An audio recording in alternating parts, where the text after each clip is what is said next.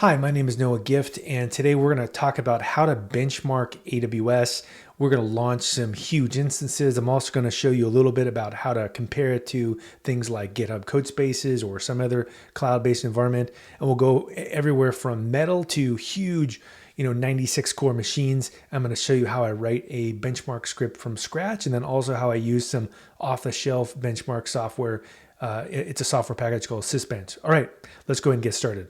Here we are at a repo called Benchmarking AWS, and I have a few little goodies inside.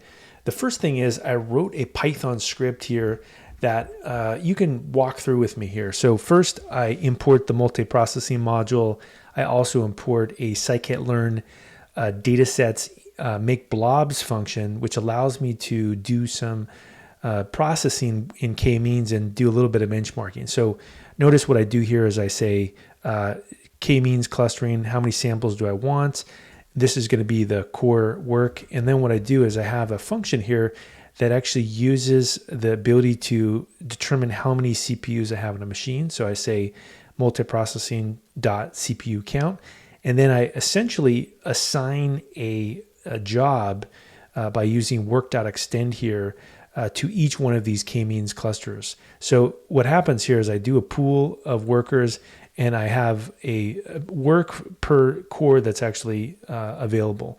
And then this is actually spun up and I time it. So this is the first thing I'm going to take a look at here with you. And in order to run it, what I'm going to do is I'm going to go back to my repo and I'm going to open up my code space here. And notice that I've already got a code space running, and I'm going to go ahead and launch this. So this is one of the nice things about GitHub Codespaces, is just trivial to try out an idea with my project. And in particular, you can customize it, add startup menu items. You can see here I went to dark mode here, which is pretty cool. Notice I also have a virtual environment already sourced, so all kinds of cool things here. So in order to run this bit of code here, all I need to do is just run benchmark.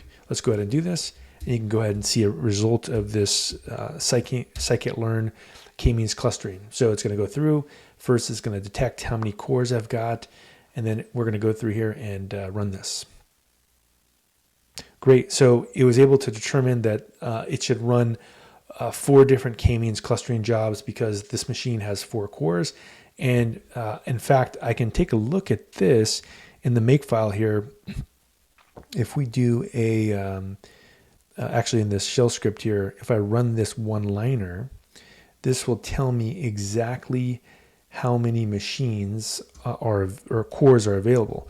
Notice what I do is I say Python import multiprocessing and then print the number of cores. So this is a nice little trick here to be aware of if you ever want to find out how many cores are available. Now, the next thing I'm going to do is I'm going to run this tool called Sysbench.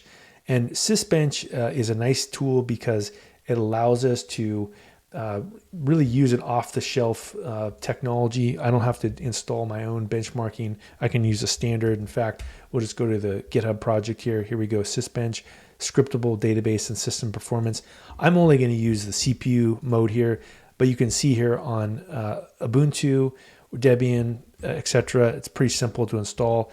And they recommend in this particular environment here to just do this curl command. So since I've already done that, I don't need to do it again. I can just go back to my GitHub Codespaces environment here. And in fact, I can just run this benchmark.sh script. And let's go ahead and take a look at this. And we say benchmark.sh. And notice it's going to determine, it's going to launch 4 threads. And then it's going to go through and do a bunch of calculations and then give me some metrics. So again, remember that this is a free environment, or it's with a paid subscription, but it's basically a lower end environment, still pretty powerful.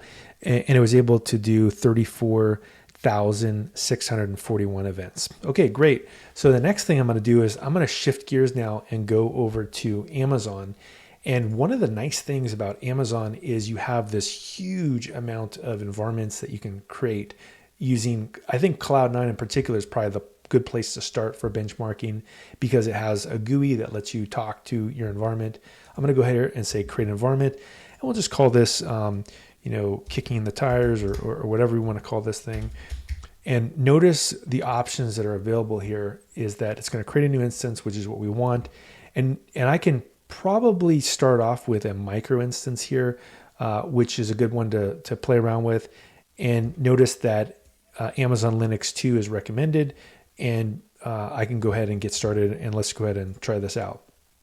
Now, while this one is running, what I'm going to do is I'm going to go back to my console, and I'm going to open up a second one here. So we'll go to console, and let's go to Cloud9, and I'm going to show you how we can launch extremely powerful machines as well. So this is where we get into the exotic and powerful machines. So we'll call this powerful machine. And notice what you can do is you can actually go to this other tab here, and we have some very, very big machines available. And this is something that would cost thousands and thousands of dollars if you had to do it yourself. But look, I can go through here and get a C5 24X large, right? So this is 192 gigs of RAM and 96 vCPU. So just a huge, huge machine here that we could play around with. And now there's lots of different 96 vCPU machines here. They're not going to necessarily be the same depending on what it is you're wanting to do. So let's go ahead and try this one, this M5 Metal machine here, which is a virtualized machine. And again, has, actually, let's go back here to other instances. Let's go to the this M5 Metal machine here. There we go, M5 Metal, which again has 96 cores. And let's launch this super powerful machine and just see what happens. Okay, this is going to take a second to run as well. So I'm going to go back to this micro instance here. And what I've got set up in my environment is a very easy way to kick off benchmarking a machine. And so if I go here, I can go ahead and find my repository.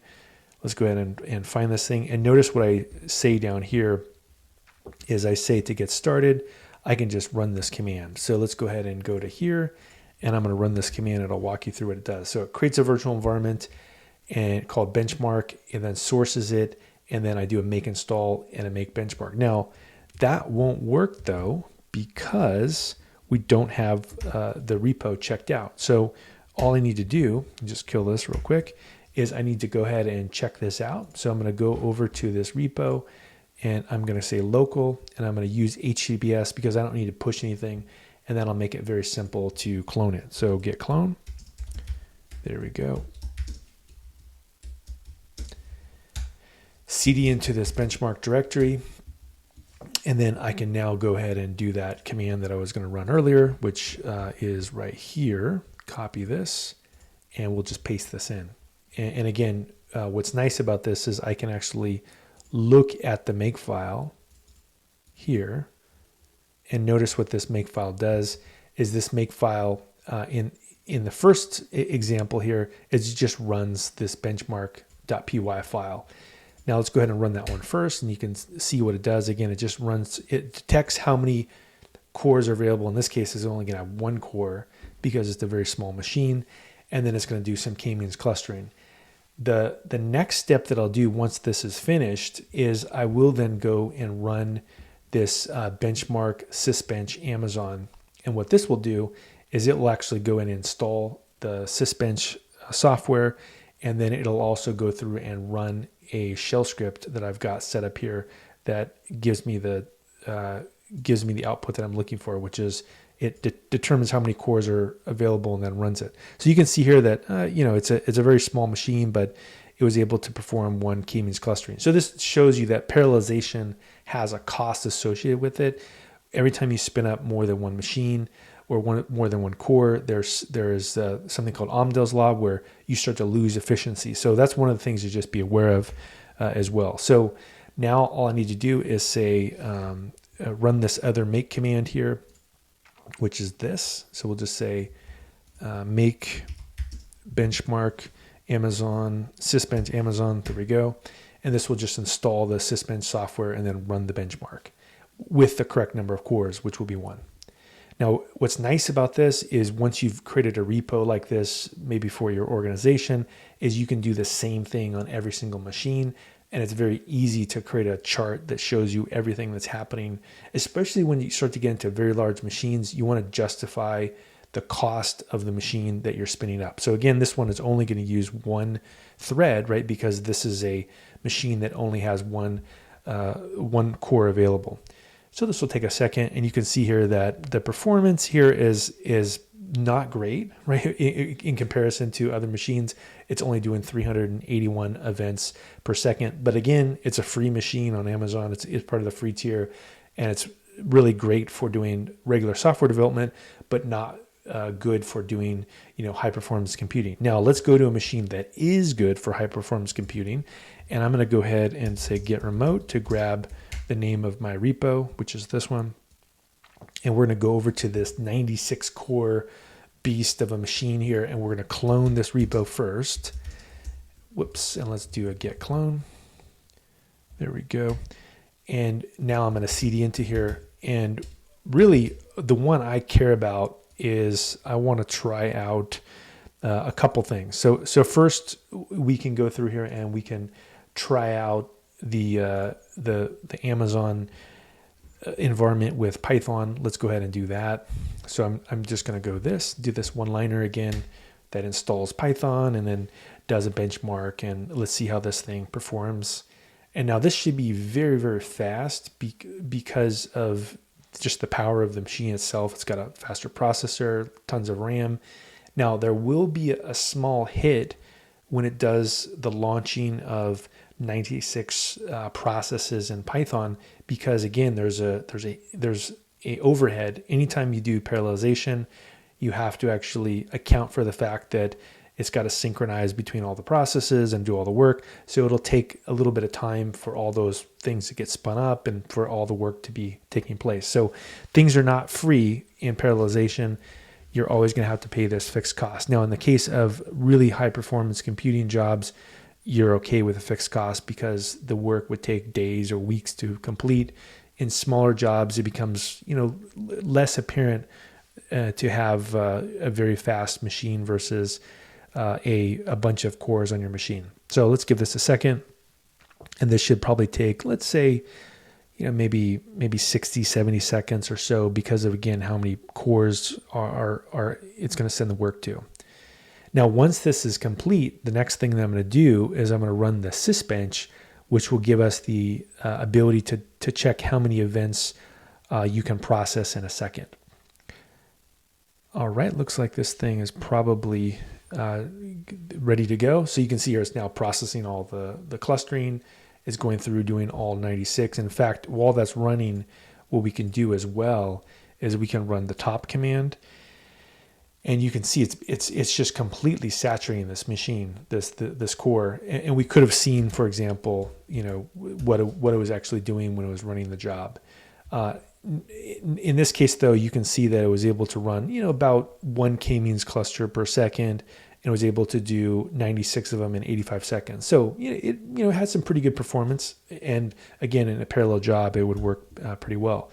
Now, what we're going to do next here is we're going to run this benchmark sysbench Amazon, which will give us the ability to really kick the tires on a true high performance computer. Again, 96 core machine. It's going to detect after I do the installation that there are 96 cores available. That's what that first part of this shell script does right here. And then what I could do, if I want to run top, we can kind of kick the tires and look. We can see, look at that. Ooh, 9,483 here. So it's completely saturating this machine, all using CPU. And what did it do? Well, it was able to create 822,000 events. Now, again, compare that with the 3,000 events that we had earlier on the other instance. You can see it's just truly shocking, the level of performance. So let's go ahead and pull this all together, and I can show you in this graph here. Maybe make this a little bit bigger. That I put some benchmarks together. We have GitHub. In this, it was able to do about 3,300 events per second. The micro is much less, right? Again, because it's actually about what you would expect. It's a fourth of the performance because it's only got one core. And then we have I was able to do earlier a C5 9X large. That is a machine that has 36 cores. It was able to get 333,000. Then I was able to get a 24X large, which is 96 cores. That one I was able to max it out at 819,000 events per second. Now notice here that what we did was actually able to beat that just barely, right? So we can see that there are different characteristics of different machines. And then we can see that the cost per hour is like $4 per hour. So this is not a cheap machine. You want to be really careful about using it. But you can also see I divided the events per core, and you can see that in fact, this is a sweet spot potentially for maybe a cluster machine. Let's say you wanted to develop some software that use, let's say, 4 or 8 machines in a high performance compute cluster. This might be a really good fit, this 36 core, because of, again, the events per core here. It's really nice. This one has also got really good performance. In this particular benchmark, the metal machine really didn't give us that great a performance. In fact, it was only able to get 1,000 events per core. Again, very, very fast, but potentially the thing we're doing is not a good use case for it. It may be better to use a different kind of machine for bare metal. It could be good at, let's say, Kubernetes based software deployment. This particular job, the virtualization itself from Amazon was the best. And then I went through here and I created a chart, and we can see here how, visually in this performance here, that this AWS M5 24XL large is just a beast of a machine. And it's definitely something that, I would probably use in the future. The sweet spot for cost potentially would be this one. So really, in a nutshell, it is important to be able to benchmark your machines, either write some software yourself and or mix it with some off-the-shelf benchmarking software, and then pick the correct kind of machine for the job at hand. It may not be obvious. Again, with the metal versus the virtualization, you have to actually go through and benchmark and get real world performance numbers before you go out and spend a lot of money on machines.